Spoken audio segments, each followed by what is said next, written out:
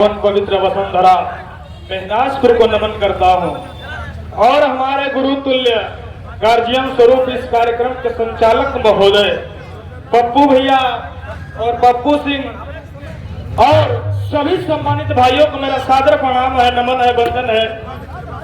मैं गायक चंद्रजीत कुमार तुलसी, दियारा महनाजपुर, आजमगढ़। आइए।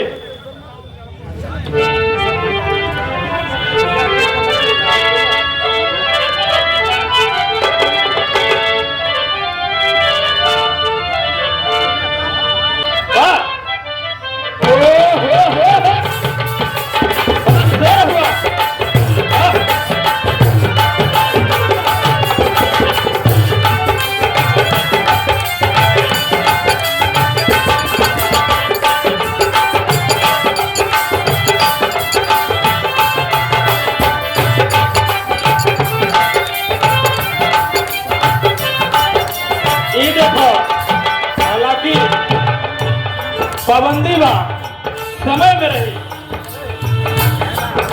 मास्टर बजावत हो का इस जनरेशन है। हालांकि सब सर्वश्रेष्ठ लोग बैठल बा मंच पे। कहनाम बा केहू मर जहर के बनल दवाई से, केहू मर जहर के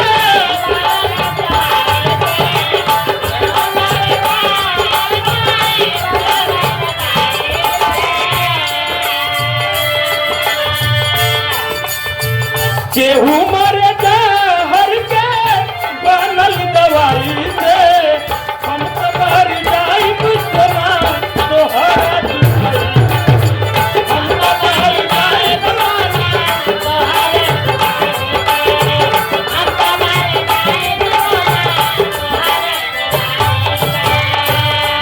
ये देखिए